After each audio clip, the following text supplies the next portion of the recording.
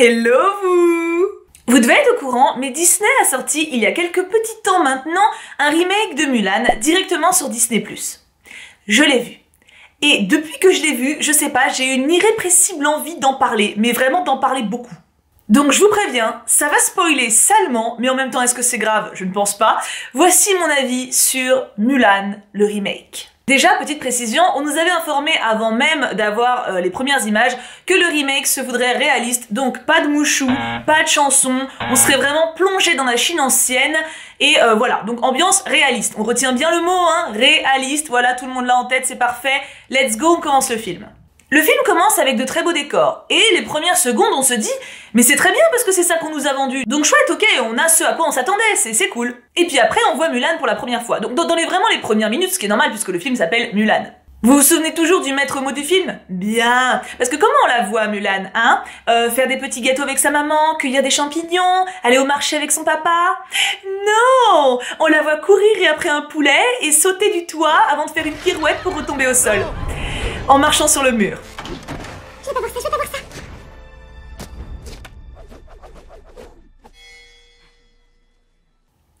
Voilà. Un film réaliste. Non mais c'est bien parce qu'on est même pas à 5 minutes du film à ce moment-là, donc déjà, le côté réaliste, on te prend bien dans la tronche, hein. Alors je sais qu'on pourrait m'objecter, et à juste titre, oui, mais c'est un hommage au cinéma asiatique, parce qu'effectivement, dans le cinéma asiatique, il y a quelques petites scènes un petit peu extrapolées, n'est-ce pas, au niveau des combats, des marchages sur les murs, etc. Oui, mais dans ce cas-là, tu nous vends pas un film réaliste. Bah non, parce que c'est antithétique. Mot compliqué. Cela dit, tout le village ne se déplace pas sur les murs, hein. Non, Mulan, elle est pas comme les autres. Mulan, elle a un chi exceptionnel. D'ailleurs, son père regrette vivement que ce soit pas un garçon, parce qu'un garçon avec un chi pareil, ça serait un beau gosse de ouf, alors qu'une fille, c'est plus emmerdant, hein. C'est clairement plus relou. Mais du coup, voilà, Mulan a un chi exceptionnel. Si vous vous demandez ce qu'est le chi, c'est clairement la force dans Star Wars. Mulan est une Jedi. Enfin, Jedi ou Sith. La limite est floue, de toute façon, maintenant chez Disney, hein. Donc le père dit à Mulan que le chi c'est pas bien pour les filles, le temps passe, Mulan est devenue grande, mais on sent qu'elle est toujours très libre puisqu'elle court avec des lapins. Ça s'invente pas ce genre de choses, et vient le moment où, comme dans le dessin animé, elle fait face à la marieuse qui lui a trouvé un petit promis par-delà les fagots, et comme dans le dessin animé, elle se foire, sauf que là c'est parce que sa sœur a peur des araignées. Bouge pas. Elle est là, tu l'as. Oh putain. Oui, elle a une sœur dans le film, elle a l'air sympa, mais comme on ne sait rien d'elle, à part le fait qu'elle a peur des araignées, c'est difficile de s'attacher. Mais elle a l'air gentille, voilà. Du coup, c'est le déshonneur, hein, son père il est un petit peu cul, mais il a pas le temps de l'être bien longtemps puisqu'il y a un soldat qui arrive et qui dit que c'est la guerre et que donc un homme de chaque famille doit aller au combat. Et donc le père, il se porte volontaire puisqu'il a pas d'enfant mâle, n'est-ce pas, il n'a que des filles, donc il se prépare à aller à la guerre, quoi, en clopinant. D'ailleurs même la mère le condamne, hein, elle le dit clairement qu'il va crever. Traumatisme pour 20 ans, j'espère qu'ils avaient de bons psys dans le village. Il ne reviendra pas cette fois. Ah oui, parce que je vous avais pas dit, mais c'est la guerre, voilà, il y a un bandit, genre un chef bandit très cul, hein, très bougon, oulala, il est bougon, il a des cicatrices partout. Coucou. Il dirige une petite troupe de bandits et il met la misère en fait à tous les villages de Chine, voilà, c'est un gros bandit, un méchant bandit. Lui aussi d'ailleurs il marche sur les murs et puis il arrête les flèches d'une main. De tous ces hommes aussi marchent sur les murs. Mais c'est normal, c'est parce qu'il y a une sorcière qui les aide et qui du coup utilise tout son pouvoir qui est méga giga fort pour poutrer les gentils, voilà. On a dit que c'était un film, c'était quoi déjà le mot? Réaliste. Et donc la sorcière, parce qu'il faut quand même en parler, hein, c'est la deuxième personne à avoir un gros chi dans l'univers, n'est-ce pas? Donc elle est très forte, mais genre plus pété que ça, c'est pas possible. La meuf, elle pète tout, c'est-à-dire elle claque des doigts, elle éternue, elle en bute 20, tu vois. Donc c'est vraiment la meuf la plus badass du monde. Alors faudra m'expliquer pourquoi elle bosse pour un gros con. Dans la steppe, tu étais seul, tu étais exilé, tel un chien errant. Quand je monterai sur le trône, ce chien aura une niche. Du coup voilà, elle bosse pour un gros bandit méchant qui ne la respecte pas. Où est la logique? On ne sait pas, bonjour? J'ai senti un léger jugement dans votre présentation. Moi? Ah pas du tout, j'étais 100% sincère, hein. Admettons. Poursuivez. Merci bien. Du coup, Mulan, elle voit que son père il est en PLS et... Ah parce que vous allez rester là en fait, c'est ça? Oui, en effet. Cela vous pose-t-il un problème? Ah non, pas du tout, faites comme chez vous.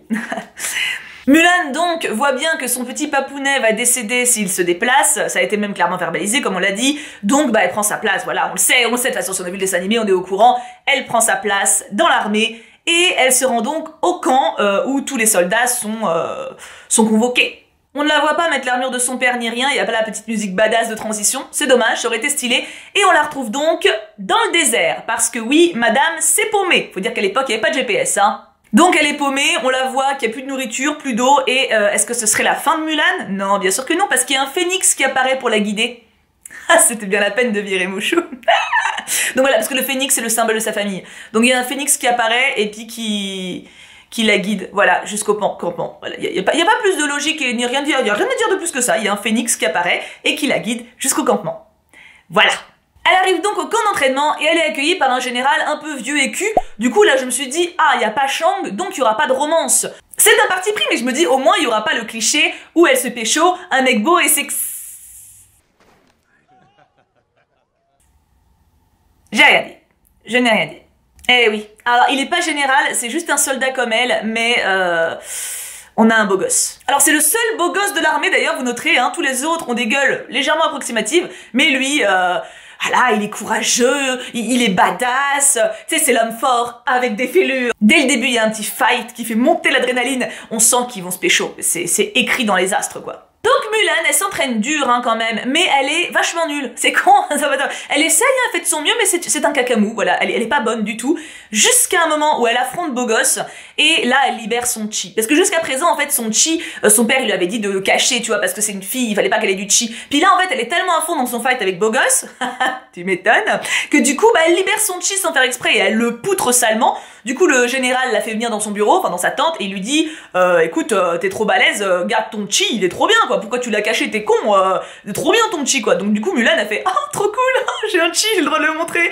Donc Mulan poutre tout le monde et devient la meilleure de l'armée, pas parce qu'elle s'entraîne, pas parce qu'elle progresse, pas parce qu'elle part du même niveau que les autres et qu'elle se dépasse, et que du coup ça montre que les femmes sont capables de faire la même chose que les hommes. Non, elle dépasse tous les autres parce qu'elle est magique. Vous le sentez que je suis pas convaincue du tout par cet argument du film? On va continuer encore un petit peu. Mulan devient donc une ouf gueudin et il est l'heure pour son bataillon d'aller rejoindre les ennemis et de se battre. Alors au début ils arrivent dans une petite garnison avec des petites tours et puis une petite ville, tu sais, une petite protection quoi, une muraille, voilà, une petite muraille qui entourait la ville. Et le général il dit « Non, c'est trop facile, on va aller les affronter dans la plaine !» D'accord, c'est toi le général, écoute, hein, non mais toi qui, je trouve ça totalement con, mais je ne suis pas général. Donc ils vont dans la plaine, et là on les voit, tu sais, la petite armée nounette là, et il y a les méchants qui arrivent en face. Qu'est-ce qu'ils font là, ces cons? J'ai une bonne tactique. Bon, on va les poutrer, hein. Et pendant qu'ils se chicanent allègrement sur le terrain, il y a Mulan qui se barre de son côté pour affronter la sorcière. Cette dernière lui dit qu'elle ne sera jamais une vraie guerrière tant qu'elle n'épousera pas totalement son chi et que donc elle n'assumera pas publiquement qui elle est. Elle doit déclarer que c'est une femme pour enfin être pleinement en possession de ses pouvoirs. La force, ça n'aime pas les mythos. Du coup, Mulan, elle médite et puis elle se dit ouais, ok, c'est vrai, ouais, ok, j'arrête de mentir. Parce qu'en fait, oui, j'ai oublié de vous dire, mais il y a des valeurs. En fait, quand t'es soldat, tu prêtes serment et tu dis honneur, force, sincérité. Et elle a pas le dit, sincérité, parce qu'elle mytho. Et ça l'a travaillé, la petite conscience, tu vois. Donc du coup, elle s'est dit vas-y, je vais être sincère, je vais respecter mon serment de soldat. Ils vont me buter, mais c'est pas grave. J'y retourne, je leur dis. Elle retourne voir ses potes soldats. Sauf qu'ils sont en train de se faire ramasser la gueule, mais alors ramasser la gueule, mais attention, vous n'êtes pas prêts. Ils sont pas en train de se faire ramasser la gueule par un combat de cheval contre cheval ou d'épée contre épée. Ils sont pas en train de ployer sous le nombre. Non! Ils sont en train de se faire ramasser la gueule parce que les méchants leur tirent dessus à coups de trébuchet. Vous savez ce que c'est un trébuchet? Normalement, c'est des trucs super lourds, immenses, genre qui pèsent une tonne, qui sont utilisés pour niquer les villes. Les forteresses, là où ils auraient dû être au départ, tu vois. Et là, en fait, ils orientent les trébuchets comme des snipers. Donc en fait, il y a les soldats qui sont en boule, oui, parce que la sorcière, elle a envoyé des piafs pour les rassembler. Pourquoi pas, ils aiment pas les piafs, ils ont le droit, tu vois. Donc les soldats, ils sont en meute comme ça, là. Et puis ils envoient des coups de trébuchet directement sur les soldats. Donc, alors, je dois avouer que j'ai vu ça avec Kim a ri aux éclats à ce moment-là. Vraiment, il a même pas essayé de se retenir. C'est sorti tout seul. C'était le rire du cœur. Donc voilà, Mulan revient. Et ses potes sont un peu en PLS quand même, hein. Bon, il y a des piafs, c'est pas bien méchant. Mais qu'est-ce qu'ils veulent faire? Oh, ça touchera jamais, c'est impossible, c'est un trébuchet, c'est des voyants, c'est pas possible que... Oh. Après, je veux bien qu'on défende le film, hein, mais ça, bon courage. Mais évidemment, Mulan est une warrior, du coup, elle fait une petite distraction, les soldats, ils tournent le trébuchet pour la virer. Oui, non, mais je vous dis, ils tournent le trébuchet pour la viser, et jusqu'à présent, ils ont été précis au poil de cul, mais là, ils la loupent et ils tirent dans la montagne. C'est quand même pas de bol. Et Mulan, elle concentre son chi, et il y a l'avalanche qui se déclenche. Alors, on sait pas trop si c'est Mulan qui déclenche l'avalanche avec son chi, ou si elle mesure les tremblements de la terre. Kim, il est plus pour l'option tremblement de terre. Moi, je pense que c'est son chi. Clairement, ils en ont fait une Jedi jusqu'au bout. À mon avis, c'est son chi. Mais c'est libre à... Voilà, c'est libre à l'interprétation, donc je vais pas me focaliser là-dessus. Il y a déjà bien assez à dire à côté. Ah.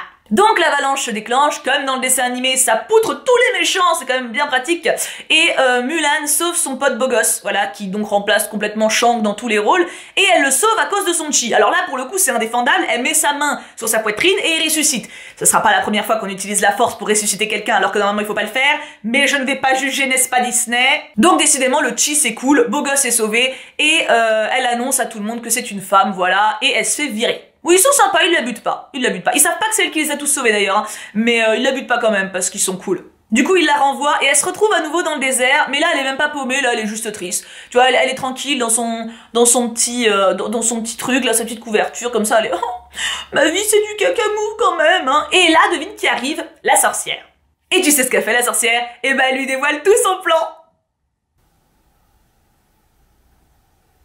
Ce qui est très malin. très malin. Bravo. Non, très bon plan. Vraiment, génial. J'adore. Je signe. Mulan, qui n'est quand même pas la dernière des grognasses, se dit que bon, vu qu'elle est au courant du plan des méchants, autant aller prévenir ses potes, tu vois. Donc elle va les voir, elle leur dit « C'est bon, je sais ce qui se passe, en fait c'est une entourloupe et tout, faut aller là-bas, il faut aller au palais impérial, parce qu'en fait il faut une diversion, machin truc. » Alors le général au début dit « Pourquoi je te croirais, t'es qu'une gonzesse ?» Et puis t'as beau gosse qui dit « Moi je la crois. » Et du coup t'as tout le régiment qui fait « Moi aussi je la crois. » Et du coup le général il dit « Ok, bah alors on la croit, on la met chef des armées. » C'est elle qui doit diriger l'armée maintenant. Non mais ça. Alors 2 minutes avant, il l'a renvoyée dans le désert en mode t'es une femme, t'es un cacamou, et là il la place générale du truc. Enfin pas général mais chef de la mission quoi. Je pense que le gars a un petit problème décisionnaire quand même, parce que là on passe d'un extrême à l'autre, mais plus extrême que ça n'existe pas. Ils arrivent donc à la cité impériale où il n'y a plus un seul pélo, voilà, tous les soldats ont disparu, à part les méchants. Les méchants, ils sont donc, comme prévu, et le gros méchant, le chef des bandits, il a kidnappé l'empereur et ils sont partis, on sait pas trop où, tu vois. Donc les soldats gentils, ils se battent contre les soldats méchants, et Mulan, elle tombe sur la sorcière. La revoilà, qui est posée sur le trône en mode badass, etc. Et là, elles ont une petite discussion de femme à femme, qui donne à peu près quelque chose de pas très intéressant. Non mais je suis désolée, là mais là tu peux me faire un regard vénère, mais c'est pas très... Non mais je veux dire, Mulan elle dit « Oh là là, pourquoi tu veux pas être gentille ?» Et la sorcière elle dit « Mais toi t'as trouvé ta place, mais moi si j'étais gentille je la trouverais pas. » Et Mulan elle dit « Mais si !» Et la sorcière elle dit « Ah d'accord !» Du coup la sorcière elle finit par trouver Mulan cool, et elle lui dit « Où est le gros méchant ?» Je suis désolée, mais à un moment vous êtes un peu inconstante quand même. Oh. Hein? Oh. Mulan, du coup, bah, elle sait où est le gros méchant, donc elle va le rejoindre. Il est sur un échafaudage. Demandez pas ce qu'il fout là, pourquoi pas, la vue devait être belle. Avec l'empereur, hein, il menace l'empereur, genre, hein, je vais te tuer, mais je le fais pas tout de suite pour laisser le temps à l'héroïne d'arriver. Et la sorcière, elle arrive, et elle dit au gros méchant qu'elle a envoyé Mulan. Du coup, le gros méchant, bah, il regarde à l'horizon, il voit Mulan arriver, il tire une flèche, parce que je vous rappelle qu'il a un truc avec les flèches, genre il les évite et tout, il est balèze avec les flèches, tu vois. Il tire une flèche, et la sorcière, elle se transforme en Piaf pour prendre la flèche à la place de Mulan. Et vous savez quoi? Elle meurt.